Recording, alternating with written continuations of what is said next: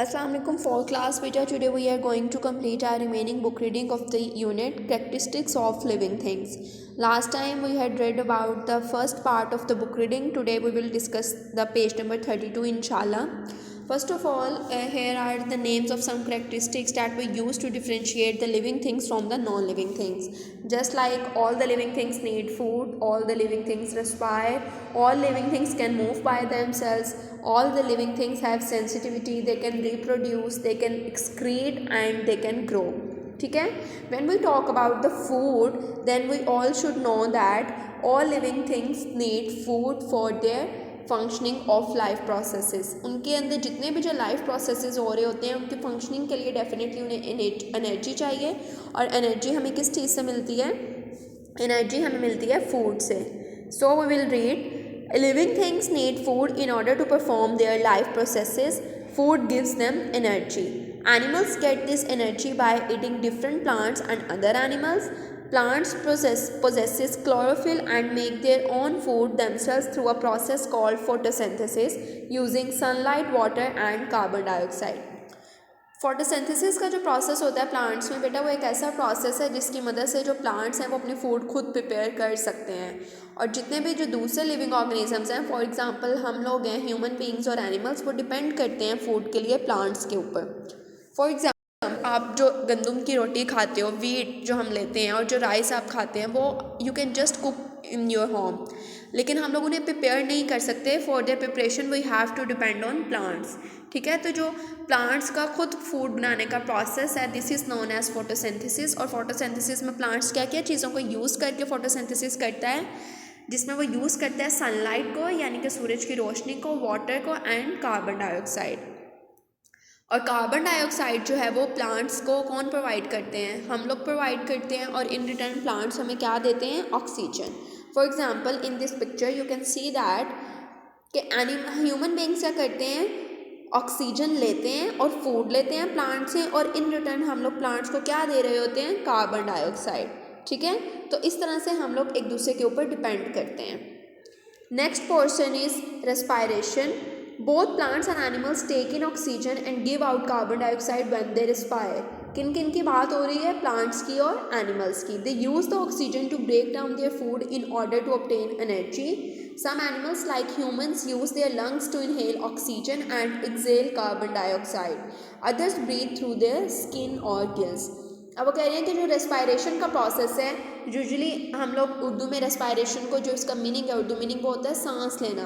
कि हम लोग सांस कैसे लेते हैं? जो ह्यूमन बीइंग्स है वो सांस जब लेते हैं तो वो इनहेल करते हैं, यानी कि अंदर लेकर जाते हैं कार्बन डाइऑक्साइड और ऑक्सीजन, दोनों चीज़ें.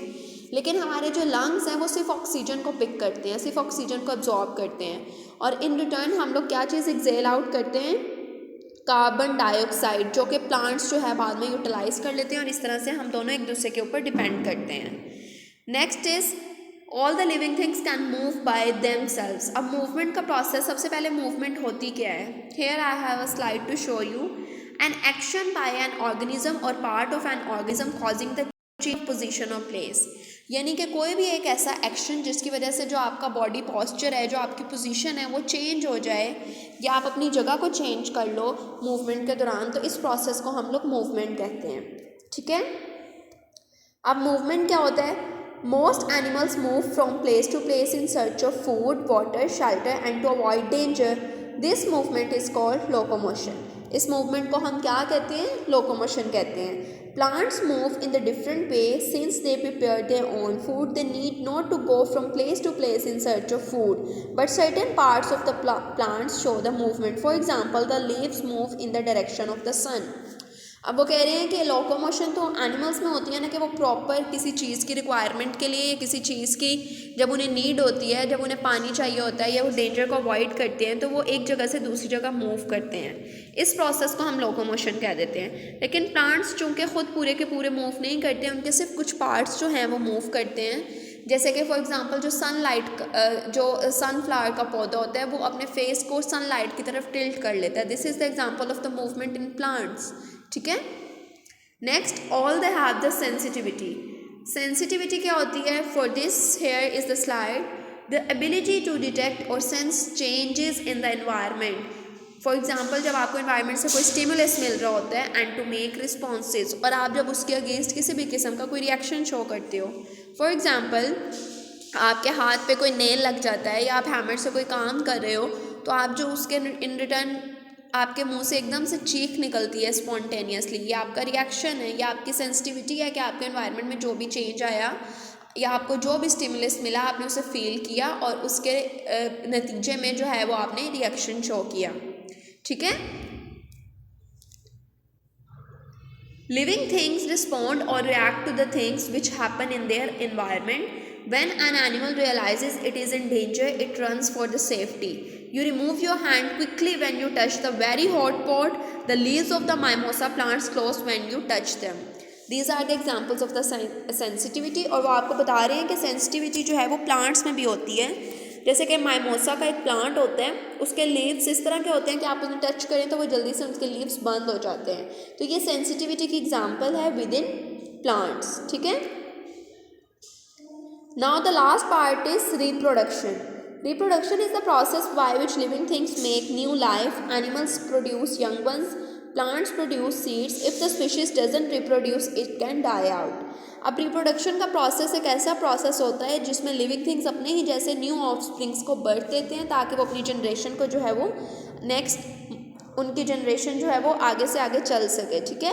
और अगर किसी कोई एनिमल रिप्रोडक्शन नहीं करता तो इट मीन्स कि वो एक्सटिंक्ट हो जाता है। जब वो अपने जैसे न्यू यंग वंस को बर्थ नहीं देता तो definitely with the passage of time खुद कभी ना कभी उसकी डेथ हो जाएगी, और फिर वो जब अपने जैसे न्यू ऑफस्प्रिंग्स भी नहीं होंगे उसके, तो उसकी नस्ल जो है वो ख़त्म हो जाएगी।